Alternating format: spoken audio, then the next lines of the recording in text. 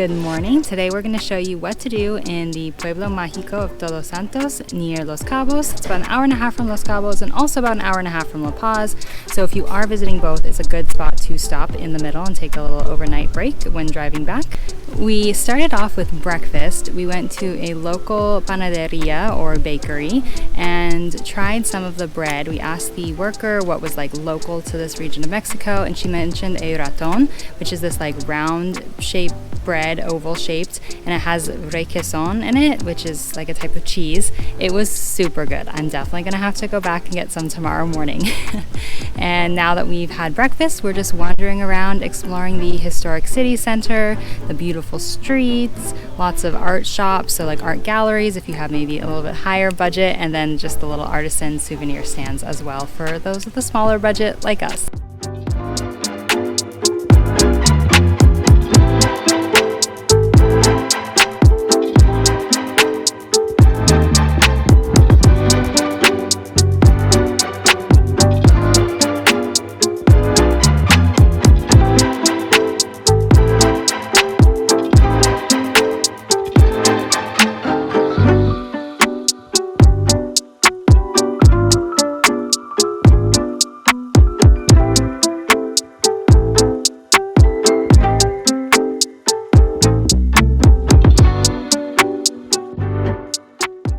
It felt pretty empty in the morning, but we wanted to get out before it got too hot. So we walked around, saw the mission. It was founded in 1723. It's not the original building, but that's when they started really settling here, or at least that's when the Spanish settled here. The native Pericus were here long before that. It's a really pretty little town. There's probably about 6 blocks by like 3 blocks wide. That's like the pretty historic center, and then the rest is just people that live here. So it feels like a little bit of a smaller, more authentic San Jose del Cabo. I think it's worth a visit, especially if you've never been to a Pueblo Mágico or a more authentic Mexican town. When we first got started, not a lot was open. Most things didn't really seem to open till around 11 or 12, especially restaurants, and even there's still a lot that aren't open till tonight. So we are gonna go to the beach and grab lunch on our way.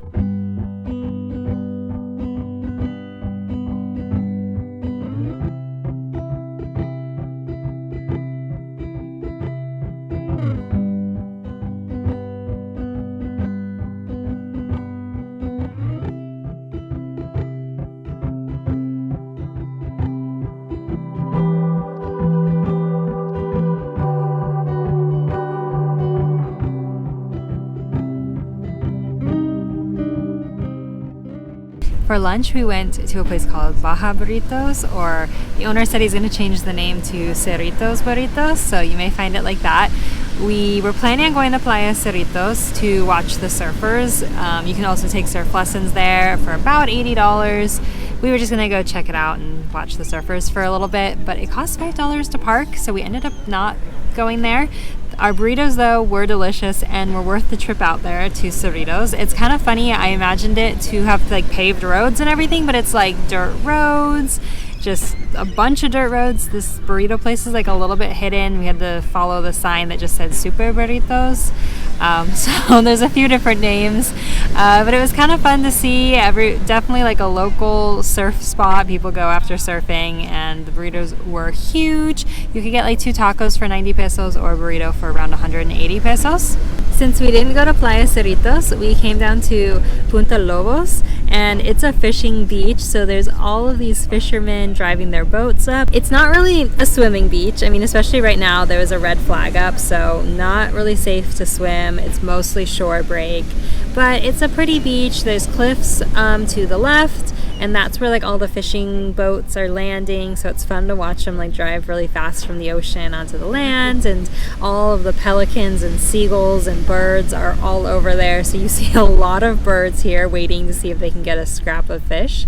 And then to the right is you can see the lighthouse, and there are 2 beach clubs. El Faro is a little bit further down the road, and San Cristobal is right next to us, so you could of course pay for like a day pass, day use pass if you want. Todos Santos definitely, it feels like there's a lot more to do if you have a little bit of a larger budget, you know, paying for a surf lesson or hanging out at the beach club. But I think I wouldn't spend more than one day if you're not looking to do things like that. Just today, you know, we've been hanging out on the beach and we explored the town a little bit, but it doesn't feel like there's much more than that to do here. So we are gonna end our day though with some dinner.